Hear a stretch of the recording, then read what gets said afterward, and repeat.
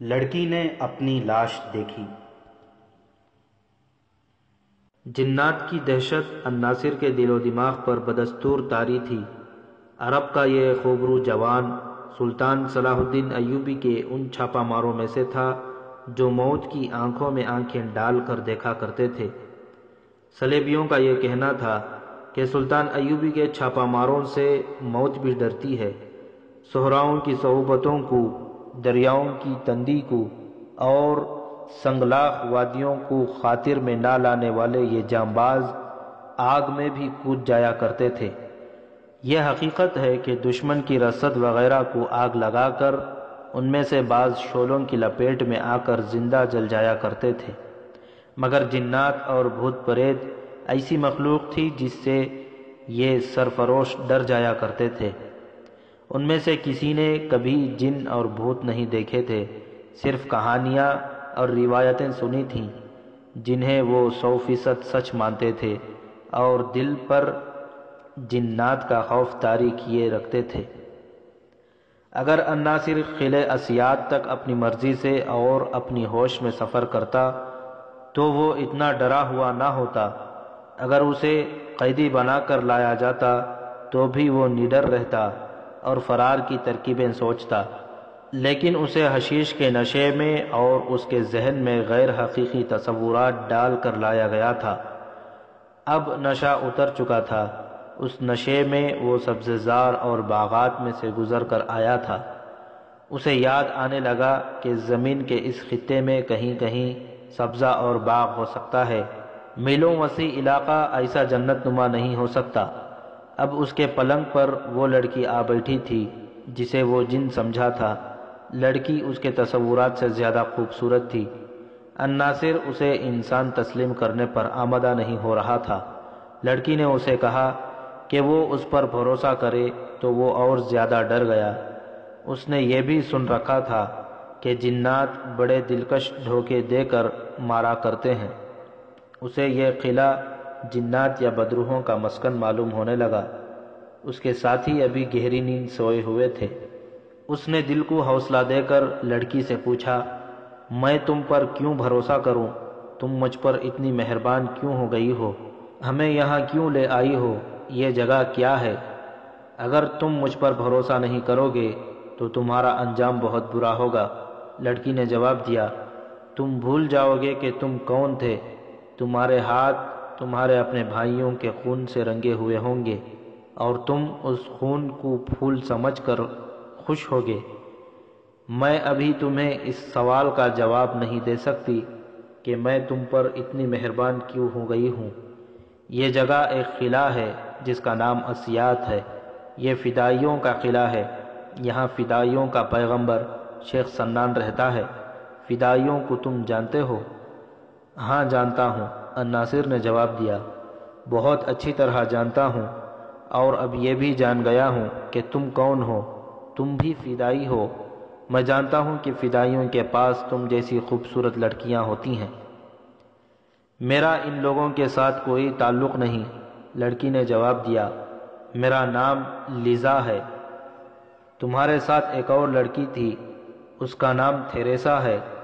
Lisa نے جواب دیا، وہ یہی ہے، تمہیں یہاں تک حشیش کے نشے میں لایا گیا ہے۔ وہ اسے زیادہ نہ بول سکی کیونکہ کمرے کے دروازے میں اچانک تھیریسا آ کھڑی ہوئی تھی۔ تھیریسا نے لیزا کو سر کے اشارے سے باہر بلایا۔ لیزا باہر نکل گئی۔ یہاں کیا کر رہی ہو؟ تھیریسا نے پوچھا۔ اس شخص کے اتنی قریب بیٹھ کر تمہیں خیال نہ آیا کہ مسلمان قابل نفرت ہوتے ہیں؟ کیا تم غداری کے جرم کا ارتکاب کرنا چاہتی ہو؟ لیزا کا ذہن خالی ہو گیا۔ اس کی زبان پر کوئی جواب نہ آیا۔ وہ جذباتی لحاظ سے اپنے پیشے یعنی مسلمان امراء کی کردار کشی سے متنفر ہو گئی تھی۔ یہ نفرت اس حد تک پہنچ گئی تھی جہاں انسان اپنے رد عمل میں بے قابو ہو جاتا ہے اور وہ انتقام کی راہ اختیار کر لیتا ہے یا فرار کی۔ میں بھی جوان لڑکی ہوں، تھیریسا نے اسے کہا، مجھے بھی یہ مسلمان چھاپا مار جس کا نام الناصر ہے اچھا لگتا ہے۔ یہ دلکش جوان ہے، اگر تم یہ کہو کہ یہ تمہارے دل میں اتر گیا ہے تو میں حیران نہیں ہوں گی۔ مجھے یہ احساس بھی ہے کہ تمہارے دل میں ان بوڑھے مسلمان امرا اور ان کے سالاروں کے خلاف نفرت بھر گئی ہے جن کے ہاتھوں میں تم کھلونا بنی رہی ہو، مگر اپنے فرض کو سامنے رکھو، صلیب کی عظمت کو سامنے رکھو، یہ مسلمان تمہارے دشمن ہیں۔ نہیں تھیریسا، لیزا نے پریشان لہجے میں کہا، مجھے اس کے ساتھ وہ دلچسپی نہیں ہے جو تم سمجھ رہی ہو۔ پھر اس کے پاس کیوں آ بیٹھی تھی؟ میں اچھی طرح بیان نہیں کر سکتی، لیزا نے اکتائے ہوئے لہجے میں جواب دیا۔ معلوم نہیں ذہن میں کیا آیا تھا کہ میں اس کے پاس آ بیٹھی۔ اس کے ساتھ کیا باتیں ہوئی ہیں؟ کوئی خاص بات نہیں ہوئی، لیزا نے کہا۔ تم اپنے فرض میں کوتاہی کر رہی ہو، تھیریسا نے کہا۔ یہ غداری بھی ہے جس کی سزا موت ہے۔ لیکن سن لو تھیریسا، لیزا نے کہا، میں اس بوڑھے شیخ سنان کے پاس اکیلی نہیں جاؤں گی۔ اگر اس نے زبردستی کی تو اسے یا اپنے آپ کو ختم کر لوں گی۔ تھیریسا تو پتھر بن چکی تھی، وہ خوبصورت پتھر تھی جس کا رنگ اور جس کی چمک ہر کسی کے دل کو بھاتی ہے اور جسے ہر کوئی اپنی ملکیت میں رکھنا چاہتا ہے۔ لیکن پتھر کی اپنی کوئی پسند اور ناپسند نہیں ہوتی۔ لیزا ابھی اس مقام سے بہت دور تھی جہاں عورت اپنے جذبات اور اپنی محبت اور نفرت سے دستبردار ہو جایا کرتی ہے۔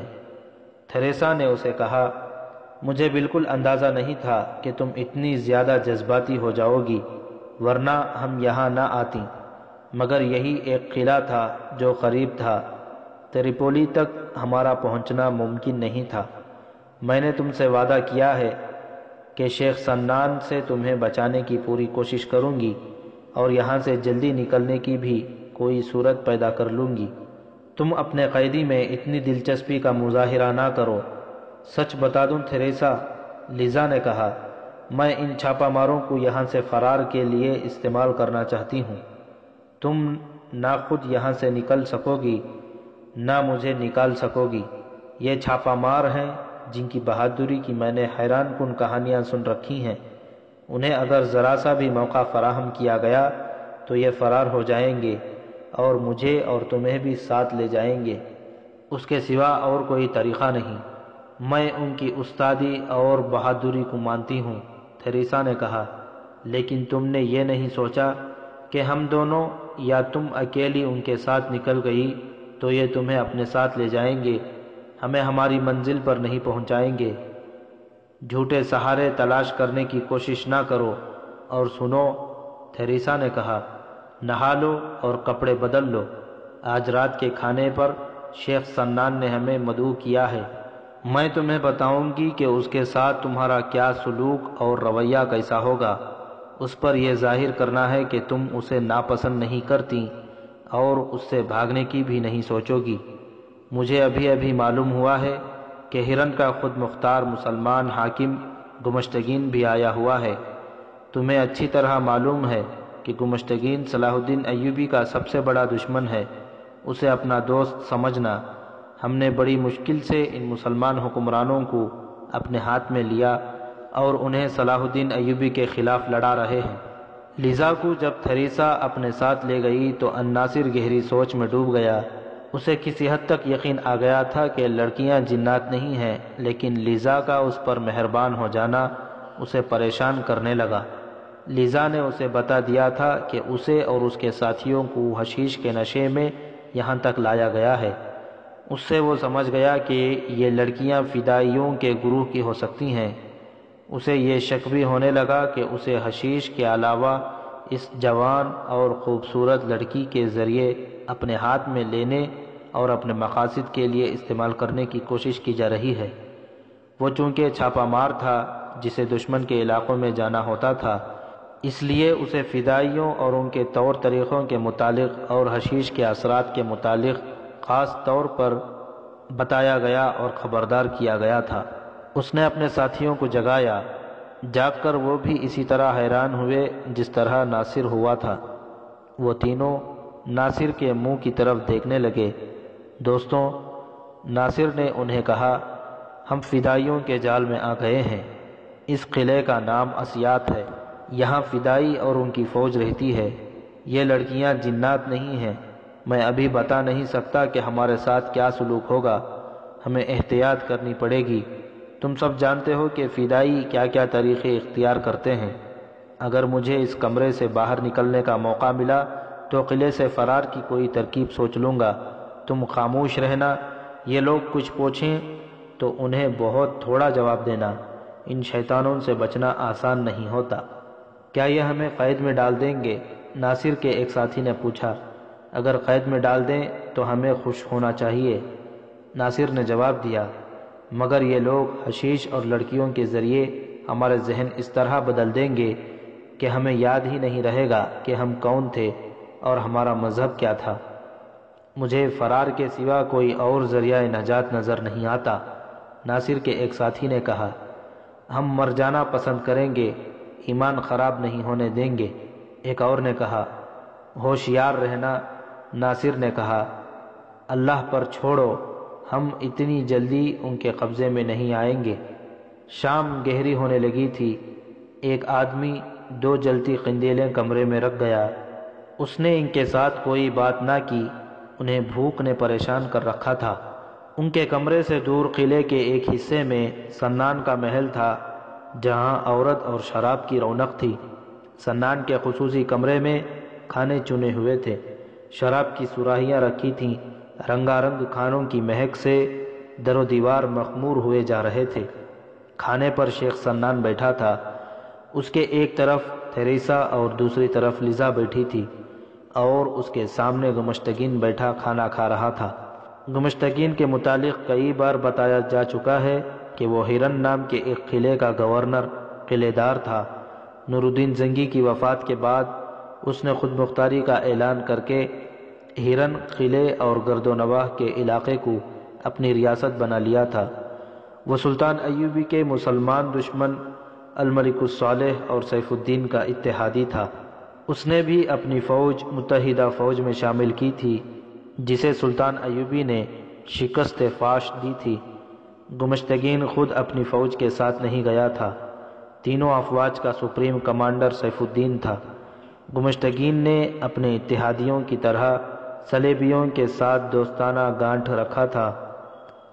صلیبیوں نے انہیں فوج کی صورت میں تو ابھی کوئی مدد نہیں دی، اپنے مشیر، جاسوس اور تخریب کار دے رکھے تھے، اور انہیں اپنے ہاتھ میں رکھنے کے لیے اعلیٰ قسم کی شراب، حسین لڑکیاں اور رقم دیتے رہتے تھے۔ گمشتگین کو خدا نے سازشی ذہن دیا تھا۔ اپنے دشمن پر وہ زمین کے نیچے سے وار کرتا تھا اور اپنے دوستوں کے خلاف بھی دل میں دشمنی رکھتا تھا۔ اسے پیار صرف اقتدار سے تھا۔ وہ اپنی ریاست کا مطلق العنان بادشاہ بن کر ریاست میں توسیع کرنے کے خواب دیکھتا رہتا تھا۔ اسے جو کوئی دوستانہ مدد دیتا تھا، اسے بھی وہ شکی نگاہوں سے دیکھتا تھا۔ سلطان صلاح الدین ایوبی کے قتل کی کوششوں میں گہری دلچسپی لیتا تھا۔ اسے اچھی طرح معلوم تھا کہ اقتدار پسند حکمران کا تختہ صرف فوج الٹ سکتی ہے۔ سلطان ایوبی ہی ایک سالار تھا جس کے دل میں قومی جذبہ موجزن تھا۔ اس کی جنگی قابلیت کے ساتھ اس کا ایمان اس کی قوت تھا۔ گمشتگین اس کی اسی قوت سے ڈرتا تھا۔ اب جب کہ اس نے اپنی فوج سیف الدین کی کمان میں دے کر ترکمان روانہ کر دی تھی، وہ کسی کو بتائے بغیر شیخ سنان کے پاس قلعہ اسیات میں آ گیا تھا۔ وہ یہی مشن لے کر آیا تھا کہ سلطان ایوبی کے قتل کا کوئی ایسا انتظام کیا جائے جو پہلی قاتلانہ کوششوں کی طرح ناکام نہ ہو۔ اسیات میں وہ ناصر اور تھیریسا کے پہنچنے سے ایک روز پہلے آیا تھا۔ اسے ابھی معلوم نہیں تھا کہ سیف الدین کی زیر کمان اس کی فوج کا سلطان ایوبی کے ہاتھوں کیا حشر ہوا ہے۔ وہ افواج کو روانہ کر کے اپنے سازشی دورے پر نکل گیا اور اسیات جا پہنچا تھا۔ گمشتگین بھائی، شیخ سنان نے اسے کھانے کے دوران کہا، تمہارے دوست تو ترکمان سے بھاگ گئے ہیں۔ اس نے تھیریسا سے کہا، انہیں میدان جنگ کی تفصیل سناؤ۔ گمشتگین کو اس خبر سے اتنا صدمہ ہوا کہ وہ کچھ بھی نہ بولا۔ اس کا رنگ اڑ گیا اور وہ صدمے اور حیرت سے تھیریسا کی طرف دیکھنے لگا۔ تھیریسا نے اسے بتایا کہ سلطان ایوبی نے قلیل سی نفری سے کس طرح متحدہ افواج پر حملہ کیا اور بھگایا ہے۔ سیف الدین کے متعلق تھیریسا نے بتایا کہ اس کے وہاں سے روانہ ہونے تک سیف الدین میدان جنگ سے لاپتہ تھا۔ گمشتگین خاموشی سے سنتا رہا۔ مجھے میرے دوستوں نے ذلیل کیا ہے، گمشتگین نے غصے سے کہا۔ میں سیف الدین کو تینوں فوجوں کی کمان دینے کے حق میں نہیں تھا، مگر میری کسی نے نہ سنی۔ معلوم نہیں میری فوج کس حالت میں ہوگی۔ بہت بری حالت میں، تھیریسا نے کہا۔ صلاح الدین ایوبی کے چھاپہ ماروں نے آپ کی فوجوں کو اطمینان اور خیریت سے پسپا بھی نہیں ہونے دیا۔ سنان بھائی، تم جانتے ہو میں یہاں کیوں آیا ہوں؟ گمشتگین نے کہا۔ صلاح الدین ایوبی کے قتل کے لیے، سنان نے کہا۔ ہاں، گمشتگین نے کہا، آپ جو مانگیں گے پیش کروں گا، ایوبی کو قتل کراؤ۔ میں نے صلیبیوں اور سیف الدین کے کہنے پر ایوبی کے قتل کے لیے 4 فدائی بھیج رکھے ہیں، سنان نے کہا، لیکن مجھے امید نہیں کہ وہ اسے قتل کر سکیں گے۔ مجھ سے الگ اپنا انعام لو، گمشتگین نے کہا۔ نئے آدمی دو، لیکن یہ آدمی مجھے دے دو، یہ کام میں خود کراؤں گا۔ یہ آخری 4 فدائی ہیں جو میں نے بھیجے ہیں، شیخ سنان نے کہا۔ میرے پاس قاتلوں کی کمی نہیں، لیکن میں صلاح الدین ایوبی کے قتل سے دستبردار ہوتا ہوں۔ کیوں؟ گمشتگین نے حیران ہو کر پوچھا۔ ایوبی نے تمہیں کوئی قلعہ دے دیا ہے؟ نہیں، سنان نے جواب دیا۔ اس شخص کے قتل کے لیے اپنے بڑے ہی قیمتی فدائی ضائع کر چکا ہوں۔ میرے فدائیوں نے اس پر سوتے میں خنجروں سے حملہ کیا، مگر وہ خود قتل ہو گئے۔ ایک بار اس پر تیر چلائے گئے، وہ بھی قطع گئے۔ میں تو اب یہ سمجھ بیٹھا ہوں کہ صلاح الدین ایوبی پر خدا کا ہاتھ ہے۔ اس میں کوئی ایسی قوت ہے کہ اس پر نہ خنجر اثر آتا ہے نہ تیر۔ میرے جاسوسوں نے مجھے بتایا کہ ایوبی پر جب قاتلانہ حملہ ہوتا ہے تو حملے کو ناکام کر کے وہ گھبرانے یا غصے میں آنے کے بجائے مسکراتا ہے اور فوراً بھول جاتا ہے کہ کیا ہوا تھا۔ مجھے اپنی اجرت بتاؤ سنان، گمشتگین نے جھنجھلا کر کہا۔ میں ایوبی کو زندہ نہیں دیکھنا چاہتا۔ تم نے اناڑی قاتل بھیجے ہوئے ہوں گے۔ وہ سب استاد تھے، شیخ سنان نے کہا۔ ان سے کبھی کوئی بچ کر نہیں گیا تھا، وہ موت سے ڈرنے والے نہیں تھے۔ میرے پاس ان کے بھی استاد موجود ہیں، یہ ایسے طریقوں سے قتل کرتے ہیں کہ ان کا کوئی سراغ ملتا۔ لیکن گمشتگین، میں اپنے قیمتی فدائیوں کو یوں ضائع نہیں کروں گا۔ تم 3 فوجوں سے ایوبی کو نہیں مار سکتے، میرے 3-4 آدمی اسے کس طرح قتل کر سکتے ہیں؟ تم ایوبی کے قتل سے جو ڈر گئے ہو اس کی وجہ کچھ اور ہوگی، اور وجہ یہ ہے کہ صلاح الدین ایوبی کے ساتھ میری کوئی ذاتی دشمنی نہیں، سنان نے کہا۔ حسن بن صباح نے تو پیغمبر بننا چاہا تھا، لیکن اس کے مرنے کے بعد ہمارا فرقہ پیشہ ور قاتل بن گیا۔ میں پیشہ ور قاتل ہوں گمشتگین۔ ایوبی مجھے تمہارے قتل کے لیے اجرت دے گا تو میں تمہیں بھی قتل کرا دوں گا، لیکن صلاح الدین ایوبی بزدلوں کی طرح کسی کو قتل نہیں کراتا۔ یہی وجہ ہے کہ وہ بزدلوں کے ہاتھوں قتل نہیں ہوتا۔ اوہ، سنان نے لذا کو اپنے بازو کے گھیرے میں لے کر پیار سے کہا، تم نے اسی عمر میں جان لیا ہے کہ جو بزدل نہیں ہوتے ان کا بزدل کچھ نہیں بگاڑ سکتے۔ اس نے گمشتگین سے کہا، تم سیف الدین اور الملک الصالح اور صلیبی صرف اس لیے ایک دوسرے کے دوست بنے ہوئے ہیں کہ صلاح الدین ایوبی کے دشمن ہو، ورنہ تمہاری آپس میں کوئی دوستی نہیں۔ مجھے یہ بتاؤ کہ ایوبی کو قتل کر کے تم کیا حاصل کر سکو گے؟ وہ مر گیا تو آپس میں لڑو گے۔ غور سے سنو گمشتگین، ایوبی کے قتل کے بعد تمہیں اس سلطنت سے بالشت بھر زمین بھی نہیں ملے گی جو ایوبی نے قائم کر لی ہے۔ اس کے بھائی اور اس کے سالار متحد ہیں۔ تم اگر کسی کو قتل کرانا ہی چاہتے ہو تو سیف الدین کا قتل کرا دو اور موصل پر قبضہ کر لو۔ اسے تم خود قتل کر سکتے ہو، وہ تمہیں اپنا دوست اور اتحادی سمجھتا ہے، اسے زہر دلا سکتے ہو، اس پر حملہ کرا سکتے ہو۔ گمشتگین گہری سوچ میں کھو گیا، پھر بولا، ہاں، سیف الدین کو قتل کرا دو، بتاؤ کیا مانگتے ہو؟ ہرن کا قلعہ، شیخ سنان نے کہا۔ تمہارا دماغ ٹھکانے ہے سنان؟ گمشتگین نے کہا، زر و جواہرات کی صورت میں اپنی قیمت بتاؤ۔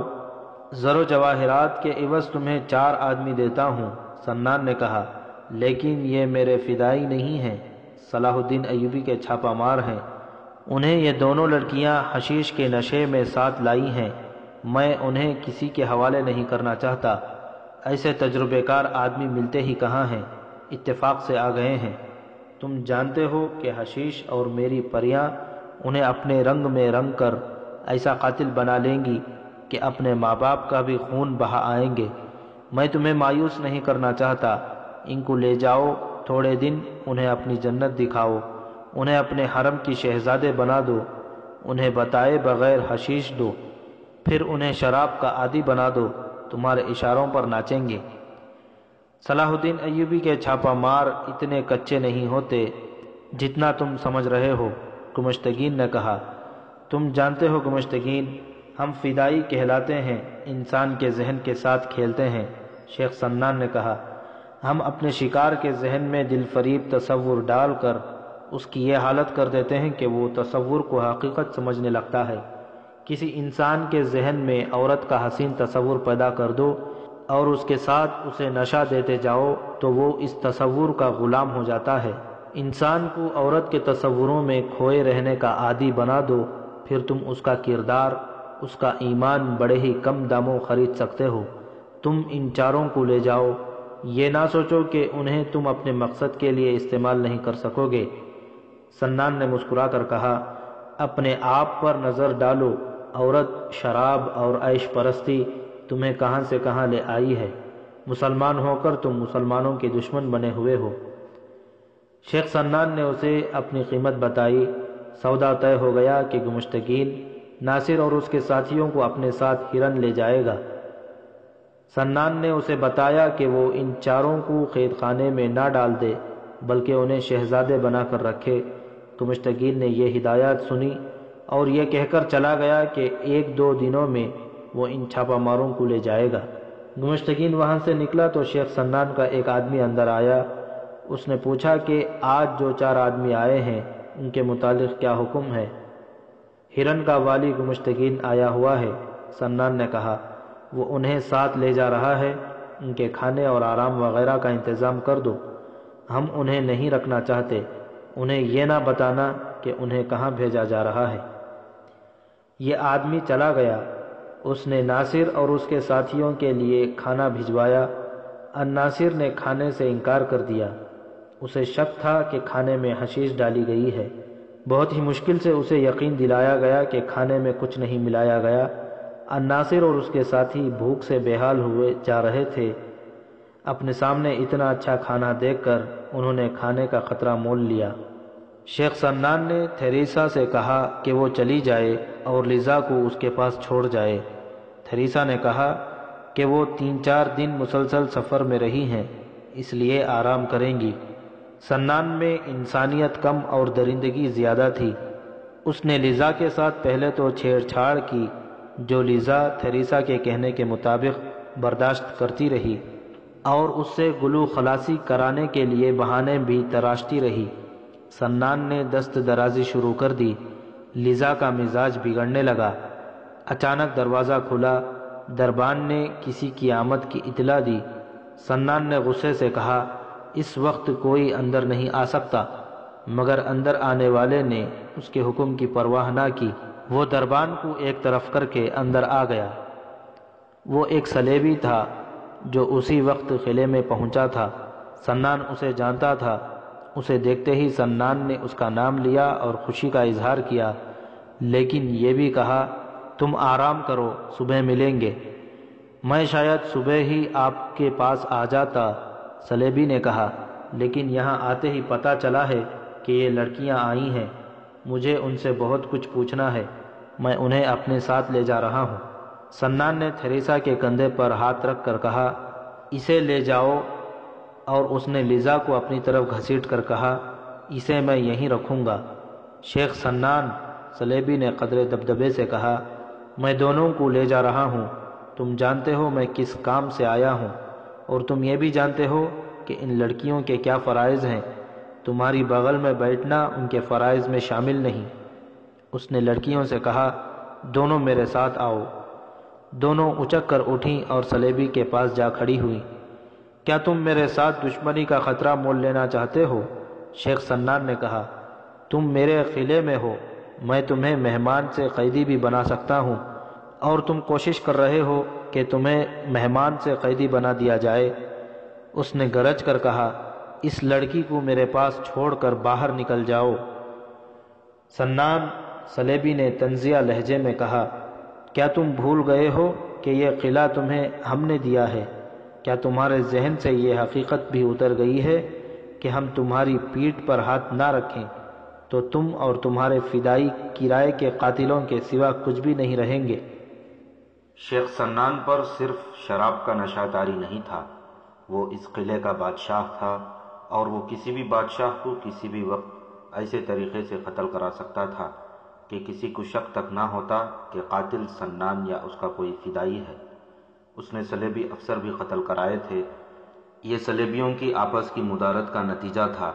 ان کا کوئی جنرل یا کوئی اور فوجی یا غیر فوجی افسر اپنے کسی حریف افسر کو قتل کرانے کی ضرورت کبھی محسوس کرتا تو اس مقصد کے لیے وہ سنان کی خدمات حاصل کیا کرتا تھا۔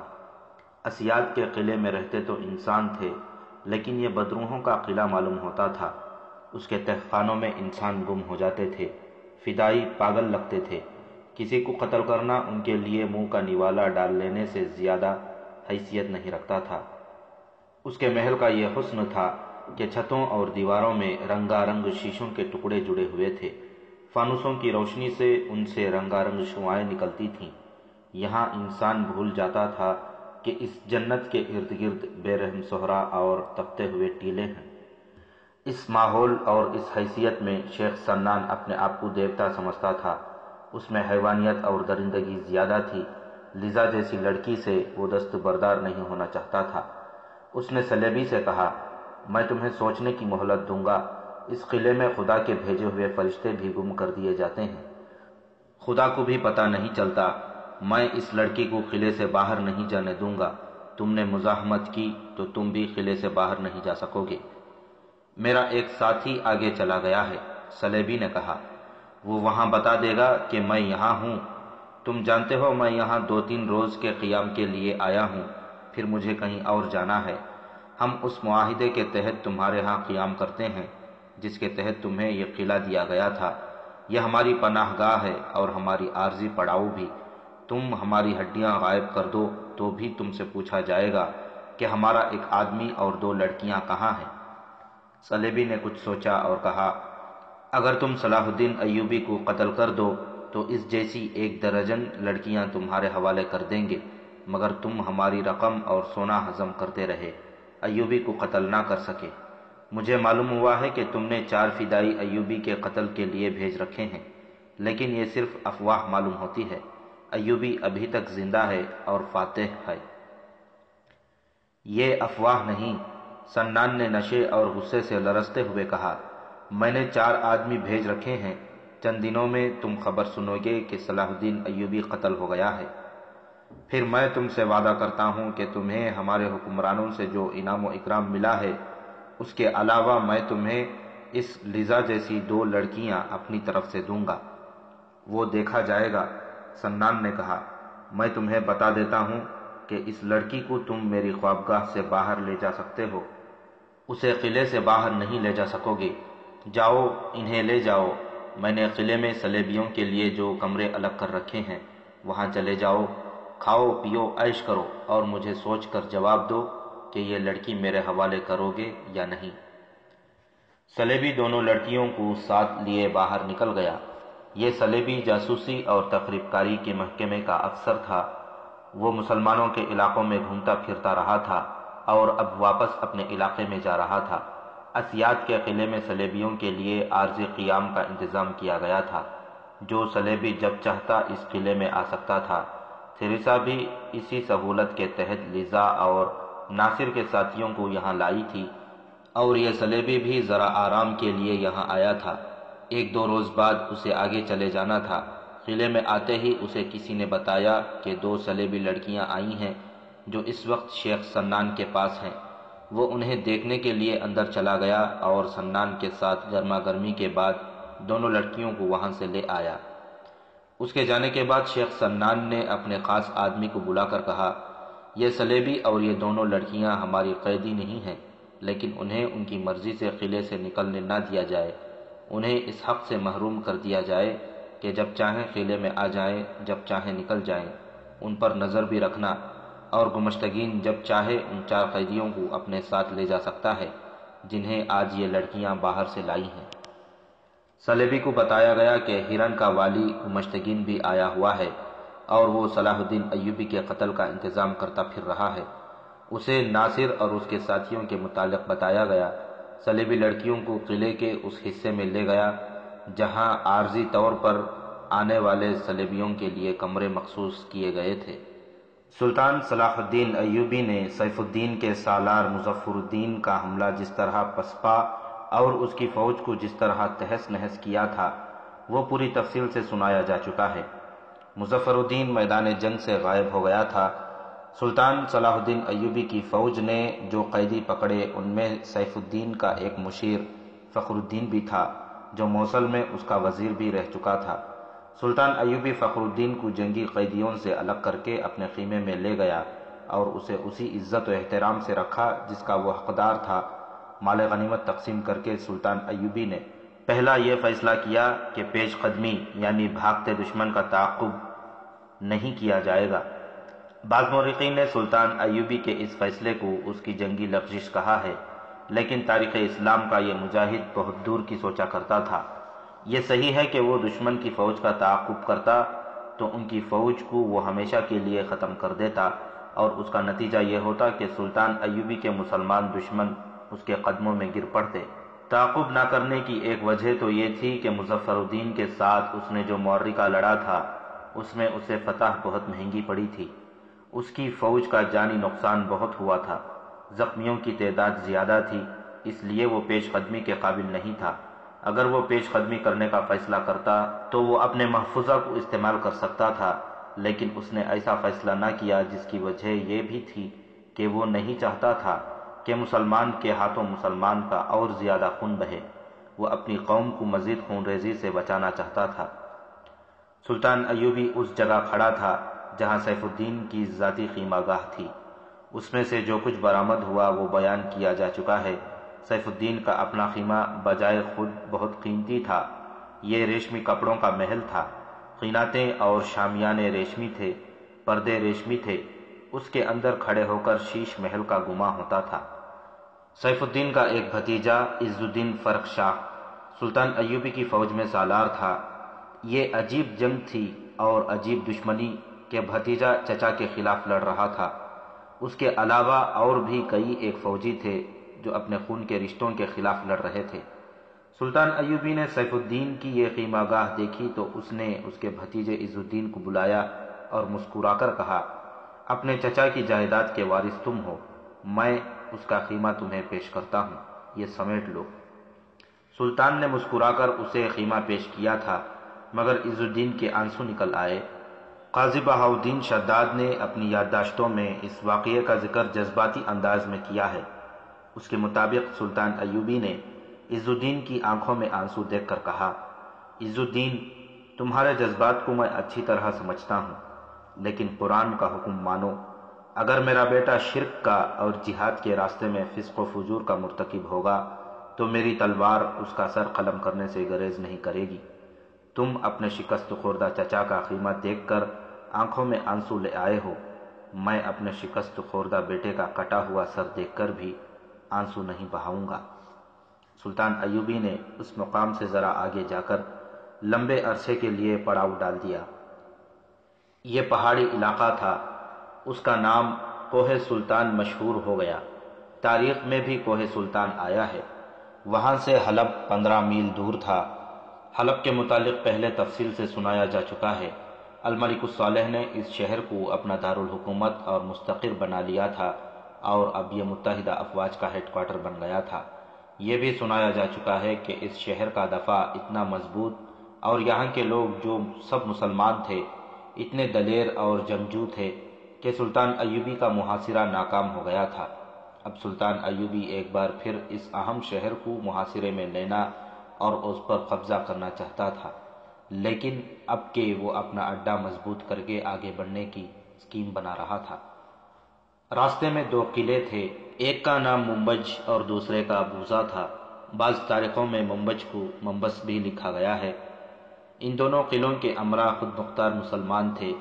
ایسے کئی اور قلعے اور کئی جاگیریں تھیں جن پر مسلمانوں کی حکمرانی تھی۔ اس طرح سلطنت اسلامیہ قلعوں، جاگیروں اور ریاستوں میں بٹی ہوئی تھی۔ سلطان ایوبی بکھرے ہوئے ان ذروں کو یکجا کر کے ایک سلطنت بنانا اور اسے ایک خلافت کے تحت لانا چاہتا تھا۔ دشواری یہ تھی کہ یہ امراء اور جاگیردار اپنی الگ الگ حیثیت قائم رکھنے کے خواہش مند تھے۔ وہ اپنی بقا کے لیے صلیبیوں تک سے مدد لیا کرتے تھے۔ سلطان ایوبی نے ایک پیغام بوزا کے امیر کے نام لکھا اور دوسرا منبج کے امیر کے نام۔ بوزا کو عز الدین کو روانہ کیا اور منبج کو سیف الدین کے مشیر فخر الدین کو۔ فخر الدین جنگی قیدی تھا، لیکن سلطان ایوبی نے عزت و احترام سے اس کا دل جیت لیا تھا اور فخر الدین نے سلطان ایوبی کی اطاعت قبول کر لی تھی۔ سلطان ایوبی نے جب اسے اپنا خاص ایلچی بنا کر منبج جانے کو کہا اور اسے یہ اختیارات بھی دیے کہ وہ ان کی نمائندگی کرتے ہوئے یہ قلعہ حاصل کرنے کی بات چیت کرے، تو فخر الدین نے اسے آنکھیں پھاڑ کر دیکھا۔ کیا آپ مسلمان نہیں ہیں؟ سلطان ایوبی نے اسے کہا، آپ نے مجھے یوں حیرت سے دیکھا ہے جیسے میں کسی کافر کو اپنا ایلچی اور نمائندہ بنا کر بھیج رہا ہوں۔ کیا آپ کو مجھ پر بھروسہ نہیں یا اپنے ایمان پر اعتماد نہیں؟ میں منبج کا قلعہ لینا چاہتا ہوں۔ آپ اس کے امیر کو میرا پیغام پہنچا دیں اور اسے قائل کریں کہ خون خرابے کے بغیر قلعہ ہمیں دے دیں اور اپنی فوج ہماری فوج میں شامل کر دے۔ عز الدین اور فخر الدین روانہ ہو گئے۔ بوزا کے امیر نے عز الدین کا استقبال تپاک سے کیا۔ سلطان ایوبی کا پیغام پڑھا۔ اس میں لکھا تھا، میرے عزیز بھائی، ہم ایک خدا، ایک رسول صلی اللہ علیہ وسلم اور ایک قرآن کے پرستار ہیں، مگر ہم سب اس طرح بکھر گئے ہیں جس طرح ایک جسم کے اعضاء ریگزار کے ریت پر بکھرے پڑے ہوں۔ کیا یہ جسم حرکت کر سکتا ہے؟ کسی کام آ سکتا ہے؟ اس جسم کا فائدہ صلیبیوں کو پہنچ رہا ہے جو کٹے ہوئے اعضاء کو گدھوں کی طرح کھا رہے ہیں۔ ہمیں ایک امت کی صورت متحد ہونا ہے، ورنہ ہم میں سے کوئی بھی زندہ نہیں رہ سکے گا۔ میں آپ کو ایک امت کی صورت میں متحد ہونے کی دعوت دیتا ہوں۔ اپنی موجودہ حیثیت پر غور کریں۔ آپ اپنی امارت کو زندہ رکھنے کے لیے اپنے دشمن کے آگے بھی ہاتھ پھیلا دیتے ہیں۔ میں آپ تک قرآن کا فرمان پہنچا رہا ہوں، اسے سمجھنے اور اس پر عمل کرنے کی کوشش کریں۔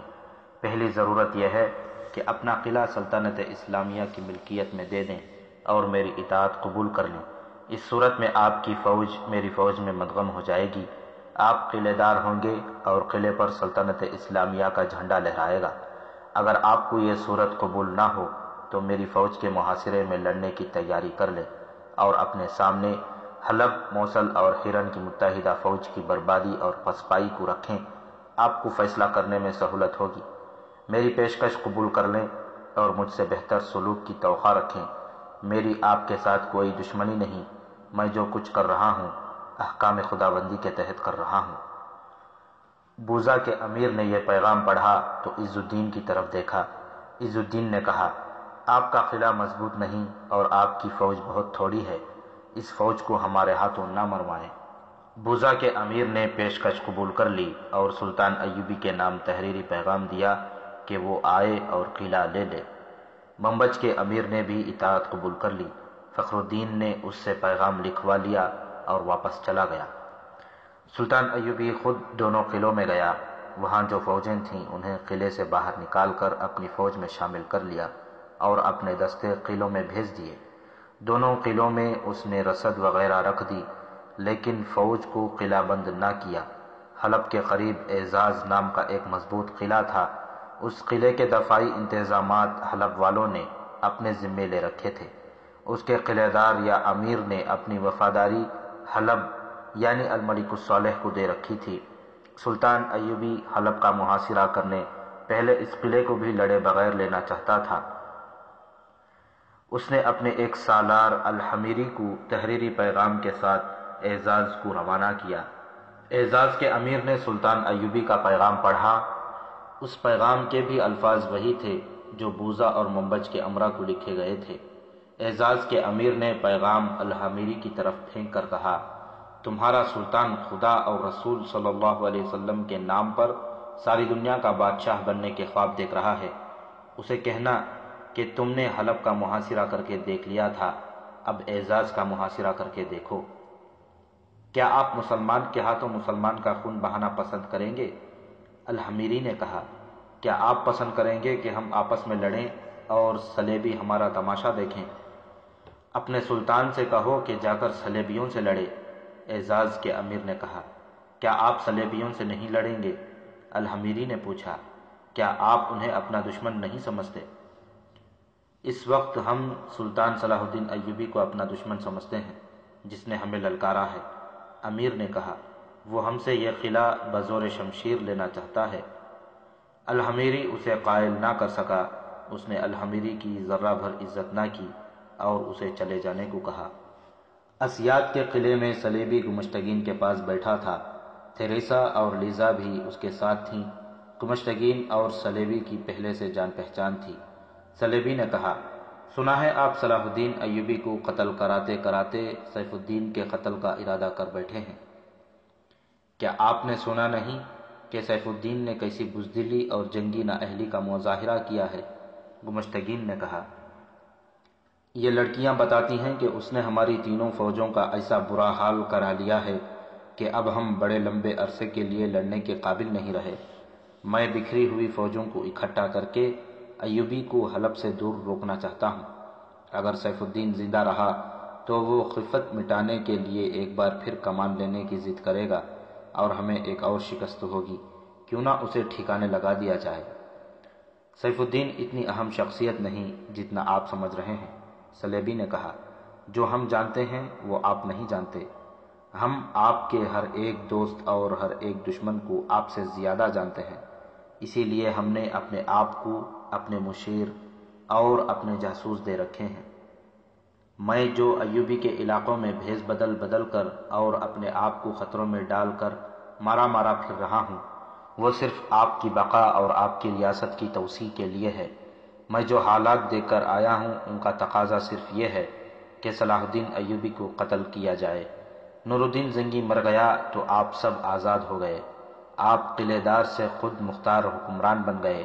ایوبی مر گیا تو آپ اس سے دگنے علاقے کے حکمران بن جائیں گے جو آپ کے پاس ہے۔ جنگ و جدل کا خطرہ ہمیشہ کے لیے ٹل جائے گا۔ میں تریپولی جا رہا ہوں۔ آپ کی فوج نے گھوڑوں اور اونٹوں کا جو نقصان اٹھایا ہے وہ میں بہت جلدی پورا کر دوں گا۔ ہتھیار بھی بھجواؤں گا، ہمت نہ ہاریں۔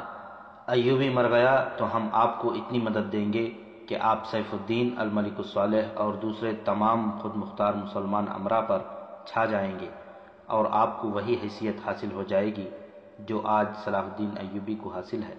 اقتدار کی ہوس اور عیش پرستی نے گمشتگین کی عقل پر پردہ ڈال رکھا تھا۔ اس کی عقل میں اتنی سی بات نہیں آ رہی تھی کہ یہ صلیبی اپنی قوم کا نمائندہ ہے اور وہ جو کچھ کہہ رہا ہے اور کر رہا ہے وہ اپنے قومی مقاصد کی خاطر کہہ اور کر رہا ہے۔ یہ بہت بڑا جاسوس اور تخریب کار تھا جو یہ دیکھتا پھرتا رہا تھا کہ سلطان ایوبی کے طوفان کو کس طرح روکا جا سکتا ہے۔ ہر میدان میں شکست کھا کر صلیبیوں نے یہی طریقہ بہتر جانا تھا کہ سلطان ایوبی کو قتل کرا دیا جائے اور مسلمان حکمرانوں کو ایک دوسرے کا بھی دوست نہ رہنے دیا جائے تاکہ سلطان ایوبی کے مرنے کے بعد یہ آپس میں لڑتے لڑتے ختم ہو جائیں اور صلیبیوں کو جنگ و جدل کے بعد دنیائے عرب کی حکمرانی مل جائے۔ اسی مقصد کی تکمیل کے لیے انہوں نے مسلمان امرا کے دماغوں میں زر پرستی اور بادشاہی کا کیڑا ڈال دیا تھا۔ صلاح الدین ایوبی کے قتل سے تو شیخ سنان بھی دستبردار ہو گیا ہے، گمشتگین نے کہا۔ وہ کہتا ہے کہ اس نے 4 اور فدائی بھیج رکھے ہیں لیکن وہ پر امید نظر نہیں آتا۔ اتنے زیادہ قاتلانہ حملے ناکام ہونے کے بعد سنان کو ایوبی کے قتل سے دستبردار ہی ہو جانا چاہیے۔ صلیبی نے کہا، ان حملوں کی ناکامی کی سب سے بڑی وجہ یہ ہے کہ فدائی حشیش کے نشے میں جاتے ہیں۔ ایوبی کو صرف وہ آدمی قتل کر سکتا ہے جو ہوش میں ہو اور دل کی گہرائیوں سے محسوس کرے کہ اسے صلاح الدین ایوبی کو اپنے ذاتی یا قومی جذبے سے قتل کرنا ہے۔ آپ شاید انسانی فطرت کو نہیں سمجھتے۔ ایوبی پر جو قاتلانہ حملہ کرنے جاتا ہے اس پر نشے کا اثر ہوتا ہے۔ جوں ہی آگے سے مزاحمت ہوتی ہے نشہ اتر جاتا ہے اور حملہ آور اپنی جان بچانے کی کوشش کرتا ہے۔ اس کے بجائے آپ کسی کو جذبات سے اندھا کر کے اور اس کے دل میں ایوبی کی نفرت پیدا کر کے اس کے قتل کے لیے بھیجیں تو وہ اسے قتل کر کے ہی رہے گا۔ شیخ سنان نے مجھے صلاح الدین ایوبی کے 4 چھاپہ مار دیے ہیں، گمشتگین نے کہا، اور کہا ہے کہ انہیں تیار کر کے ان سے سیف الدین کو قتل کراؤں۔ یہ چھاپہ مار سیف الدین کو اپنا دشمن سمجھتے ہیں، اس لیے یہ اسے قتل کرنے میں خوشی محسوس کریں گے۔ میں انہیں موقع فراہم کروں گا۔ سیف الدین کو موت کے جال میں لانا میرا کام ہے۔ کیوں نہ انہی کو صلاح الدین ایوبی کے قتل کے لیے تیار کیا جائے، سیف الدین نے کہا، لیکن انہیں حشیش یا کوئی اور نشہ نہ دیا جائے۔ ان پر جذباتیت کا نشہ طاری کیا جا سکتا ہے۔ ایسا نشہ آپ ہی طاری کر سکتے ہیں، گمشتگین نے کہا۔ صلیبی نے تھیریسا اور لیزا کی طرف دیکھا اور مسکرایا۔ لیزا نے کہا، میں چھاپہ ماروں کے کمانڈر کو تیار کر سکتی ہوں جس کا نام ناصر ہے، باقی 3 کو آپ سنبھالیں۔ تم ناصر کو سنبھالو، صلیبی نے کہا، دوسروں کو ابھی ان کے حال پر چھوڑ دو۔ جہاں تک میں انسانی فطرت کو سمجھتا ہوں ناصر خود ہی اپنے ساتھیوں کو سنبھال لے گا۔ اس نے پوچھا، وہ ہیں کہاں؟ انہیں اس جگہ لے آؤ۔ ناصر کو الگ کمرہ دو اور اس کے ساتھیوں کو الگ کمرے میں رکھو، اور تم سب محتاط رہنا۔ سنان نے اس لڑکی پر نظر رکھی ہوئی ہے۔ یہ لڑکی اسے اتنی پسند آئی ہے کہ اس سے جدا نہیں ہونا چاہتا۔ اس نے مجھے دھمکی دی ہے کہ یہ لڑکی لیزا اس کے حوالے کر دوں، ورنہ میں اس کا مہمان نہیں قیدی ہوں۔ اس نے مجھے سوچنے کی مہلت دی ہے۔ اس کے متعلق آپ پریشان نہ ہوں، گمشتگین نے کہا۔ میں ان 4 چھاپہ ماروں کو اپنے ساتھ لے جا رہا ہوں، آپ بھی اور یہ لڑکیاں بھی میرے ساتھ چلیں گی۔ الناصر اور اس کے 3 ساتھیوں کو ان کمروں میں سے ایک میں لے گئے جو صلیبی فوج کے افسروں کے لیے مخصوص تھے۔ الناصر کو الگ کمرہ دیا گیا، جو اس نے یہ کہہ کر قبول کرنے سے انکار کر دیا کہ وہ اپنے ساتھیوں سے جدا نہیں ہوگا۔ اسے تھیریسا اور لیزا اپنے جال میں پھانسنے کے لیے الگ رکھنا چاہتی تھی۔ تم ان کے کمانڈر ہو، صلیبی نے اسے کہا، تمہیں اپنے ماتحتوں سے الگ رہنا چاہیے۔ ہمارے ہاں اونچ نیچ کا رواج نہیں، ناصر نے کہا۔ ہمارا سلطان اپنی فوج کے ساتھ رہتا ہے، میں معمولی سا کمانڈر ہوں، اپنے ساتھیوں سے الگ رہ کر تکبر کا گناہ نہیں کروں گا۔ ہم تمہاری تعظیم کرنا چاہتے ہیں، صلیبی نے کہا۔ اپنے ہاں جا کر جو جی میں آئے کرنا، یہاں تمہیں تمہارے ماتحتوں کے ساتھ رہ کر ہم تمہاری توہین نہیں کرنا چاہتے۔ ہمارے چھاپہ مار کمانڈر اپنے سپاہیوں کے ساتھ زندہ رہتے ہیں اور ان کے ساتھ مرتے ہیں، ناصر نے کہا۔ ہم موت کی منزل کے ہم سفر ہیں، ایک دوسرے سے جدا نہیں ہوا کرتے۔ اگر ہم آپ کے مہمان ہوتے تو شاید میں آپ کی بات مان جاتا۔ ہم آپ کے قیدی ہیں، ہماری قسمت ایک ہے، جو اذیت اور صعوبت ایک کو ملے گی اس سے ہم سب حصہ وصول کریں گے۔ ایک ساتھی کو زندہ رکھنے کے لیے ہم 3 ساتھی اپنی جانیں قربان کر دیں گے۔ کیا تم ہماری قید سے فرار ہونے کی کوشش کرو گے؟ گمشتگین نے مسکرا کر پوچھا۔ ہم آزاد ہونے کی کوشش ضرور کریں گے، یہ ہمارے فرائض میں شامل ہے، ناصر نے کہا۔ مر کر آزاد ہو جائیں یا تم سب کو مار کر۔ ہمیں قید میں رکھنا ہے تو ہمیں زنجیریں ڈال دو، دھوکے نہ دو۔ ہم میدان کے مرد ہیں، ہم سیف الدین اور گمشتگین جیسے ایمان فروش نہیں ہیں۔ میں گمشتگین ہوں، گمشتگین نے کہا، ہرن کا خود مختار حکمران۔ تم نے مجھے ایمان فروش کہا ہے، میں آپ کو ایک بار پھر ایمان فروش کہتا ہوں، ناصر نے کہا۔ میں آپ کو غدار بھی کہتا ہوں، لیکن اب میں ایمان فروش ہوں نہ غدار۔ گمشتگین نے ناصر کو دھوکہ دینے کے لیے جھوٹ بولا۔ دیکھ لو، جنگ ترکمان میں لڑی جا رہی ہے اور میں یہاں ہوں۔ اگر میں تمہارا دشمن ہوتا تو تمہیں اس طرح آزاد نہ رہنے دیتا جس طرح اب ہو۔ سیف الدین اور الصالح سے الگ ہو چکا ہوں، تمہیں عزت اور تعظیم سے اس قلعے میں لے جا رہا ہوں اور عزت سے رخصت کروں گا۔ تم ہو تو معمولی سے کمانڈر، لیکن تمہارے سینے میں صلاح الدین ایوبی کی عظمت اور جذبہ ہے۔ لیکن میں اپنے ساتھیوں سے الگ نہیں رہوں گا۔ ناصر نے کہا، مجھ سے یہ گناہ نہ کرائیں۔ نہ صحیح، سلیبی نے کہا، اپنے ساتھیوں کے ساتھ رہو۔ اس وقت اس کے ساتھی ایک کشادہ اور خوشنما کمرے میں تھے جہاں نرم و گداز بستر بچھے ہوئے تھے۔ وہاں ایک خادم بھی تھا جس سے ان تینوں نے پوچھا تھا کہ یہ قلعے کا کون سا حصہ ہے اور یہاں کیا ہوتا ہے۔ خادم نے انہیں بتایا کہ یہ مہمانوں کے کمرے ہیں، یہاں صرف وہ مہمان رکھے جاتے ہیں جو اونچے رتبے کے باعزت لوگ ہوتے ہیں۔ یہ تینوں چھاپا مار دیکھ رہے ہیں کہ ان کے ساتھ قیدیوں والا سلوک نہیں ہو رہا۔ وہ بہت تھکے ہوئے تھے، ایسے نرم بستروں پر انہیں فوراً نیند آ گئی اور وہ گہری نیند سو گئے۔ سلیبی اور گمشتگین نے ناصر کو بہت دیر اپنے ساتھ رکھا، اس کے ساتھ عزت سے پیش آتے ہوئے ایسی باتیں کرتے رہے جن سے ناصر کے جذبے کی تیزی اور تندی کم ہو گئی۔ یہ ان دونوں کی کامیابی کا پہلا قدم تھا۔ لیزا اس کمرے سے نکل گئی تھی۔ ناصر اس وقت اس کمرے سے نکلا جب اس کے ساتھی گہری نیند سو گئے تھے۔ وہ برآمدے میں جا رہا تھا، ایک نسوانی آواز نے اسے سرگوشی میں پکارا۔ وہاں اندھیرا تھا، وہ رک گیا۔ ایک تاریک سایہ آگے آیا۔ یہ لیزا تھی جس نے ناصر کا بازو پکڑ کر کہا، اب تمہیں یقین آ گیا ہے کہ میں جن نہیں انسان ہوں۔ مجھے کچھ سمجھ نہیں آ رہی کہ یہ ہو کیا رہا ہے۔ ناصر نے جھنجھلاہٹ سے کہا، میں قیدی ہوں اور میری یوں عزت کی جا رہی ہے جیسے میں